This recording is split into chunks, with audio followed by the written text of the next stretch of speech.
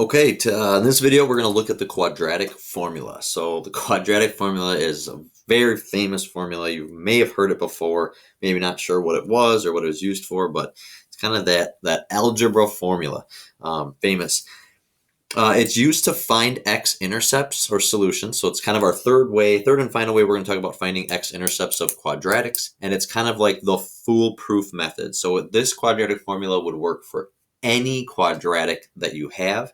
So you're probably thinking, well, why wouldn't we just learn this? Skip the factoring, skip the vertex form, and just learn this, be done with it. And it's because the quadratic formula it's intense, it's detailed, and sometimes factoring a quadratic is a lot quicker. If it's in vertex form, it's a lot quicker than to use vertex form versus change it to standard to then use the quadratic formula. So it's kind of like when we did systems of equations. There's better, more efficient. So you want to kind of be efficient, convenient, and that route. So quadratic formula is just something that we're going to talk about finally, and it works for any quadratic. So again, its purpose is to find the x-intercepts. And again, like the discriminant, we want to make sure it's in standard form. So that's going to be really important. Here is our quadratic formula. So the quadratic formula, I'll zoom in here a little bit. It's kind of a long one to memorize. So what it tells us is x equals. So x equals, that's telling us x value. And since our quadratic would be equal to 0, the x value, these are going to be the x-intercepts.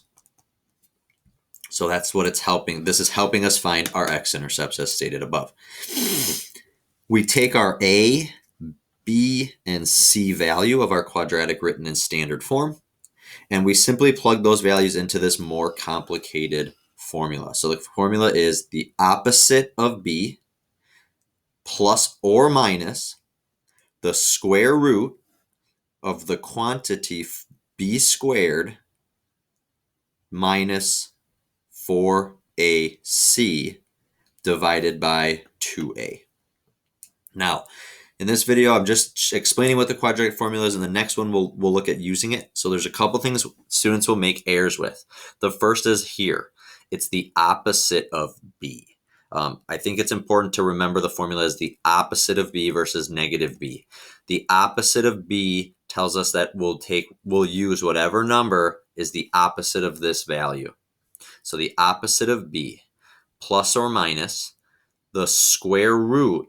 Now we're taking the square root of this quantity, and this quantity should look familiar. It's the discriminant formula.